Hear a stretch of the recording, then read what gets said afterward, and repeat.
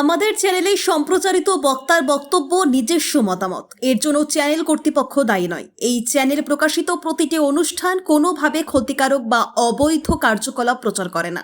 এখানে সম্প্রচারিত প্রত্যেকটি 5 লাখ সাধু যাবেন গঙ্গাসাগরে স্নান করে ফেরার পরে আমি সব সাধুকে বাবুঘাট থেকে তাদেরকে পথ দেখিয়ে এখানে নিয়ে আসবো। কলকাতা পুলিশের কত ক্ষমতা আছে মনোজ বর্মার ওই দিন দেখা হবে।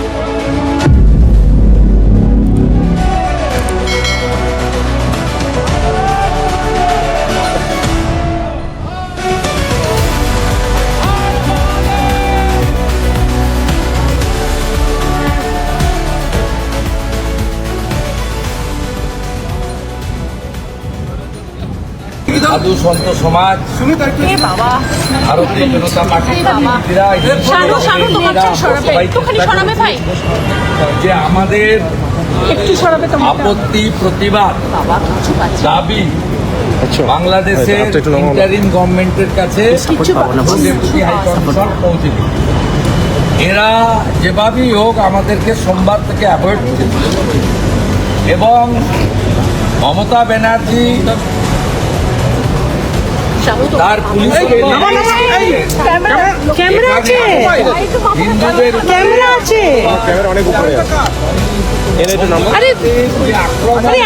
করেছে লজ্জা লাগে। যা মমতার পুলিশও তাই 10 জনের বেশি আহত হয়েছে, নাক ভেঙেছে, সাধুকে মেরেছে শিবাজী মহারাজ সহ লাল বাবা। 19 জনকে গ্রেফতার করেছিলেন, 7 জন মহিলা আগে জামিন পেয়েছিলেন, আজকে 12 জনকে আবার কোর্টে তোলা হয়েছে। আমি পাইনি। আমরা ডেপুটি হাই কমিশনারকে বলেছিলাম আজকে যদি মিট করবেন ভালো, না মিট করলে 10,000 লোক নিয়ে এসে বসবো।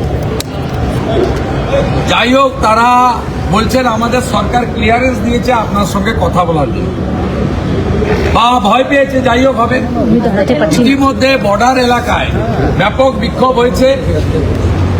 আমরা আজকে এখানে জানতে এসেছিলাম রিপুচন্দ্র দাসের অপরাধ কি, দেখাতে পারেনি, বলতে পারেনি। রিপুচন্দ্র দাস ফেসবুক তো দূরের কথা, হোয়াটসঅ্যাপ তো দূরের কথা, 250 টাকার ছোট মোবাইল ব্যবহার করত।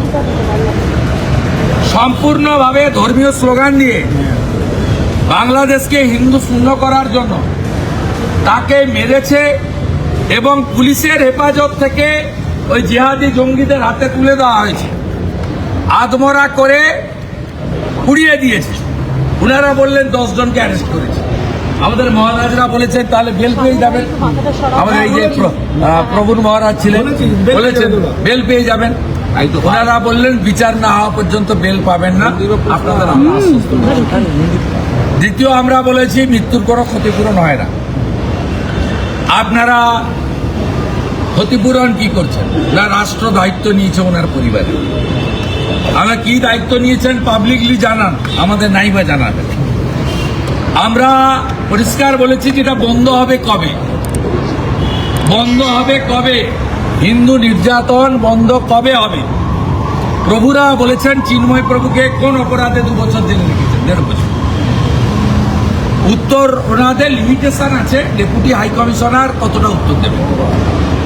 তবুও অনেকগুলো কথায় উত্তর দিতে পারেননি। সাধু সমাজ যারা আমার সঙ্গে ছিলেন আজকে, তারাও অত্যন্ত ব্যথিত কণ্ঠে বলেছেন যে এটা বন্ধ না হলে আমরা রিয়াক্ট করব। আমি উদাহরণ দিয়েছি, গাজাতে যে লড়াই ইসরায়েল করছে কেন? ইহুদিদের বাঁচানোর জন্য। ইরান সহ ইসলামিক কান্ট্রি প্যালেস্টাইনকে সাহায্য করছে কেন? যেহেতু প্যালেস্টাইন ইসলামিক কান্ট্রি, এটা ধর্মীয় কারণে। আমি প্রশ্ন করেছি বাংলাদেশ সরকারকে যে আগের প্রধানমন্ত্রী হাসিনা ওয়াজেদ রোহিঙ্গা মুসলমানদের কক্সবাজারে থাকতে দিয়েছিলেন কেন? মুসলমান বলে। তাহলে ওপারে 2 কোটি হিন্দু আছে, তারা মার খাবে, পুড়িয়ে দেবেন যুবক ছেলেগুলোকে।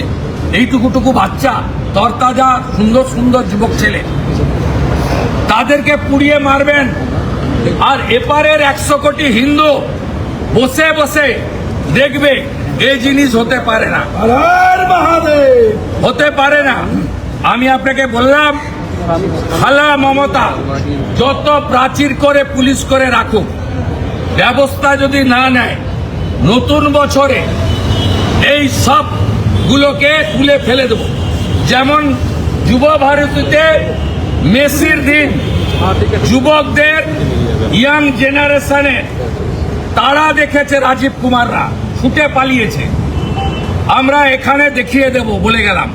আর আজকে 1000 সাধু এসেছেন, 300 नागा सन्यासी, गंगासागरे 5 लाख साधु जाबेन।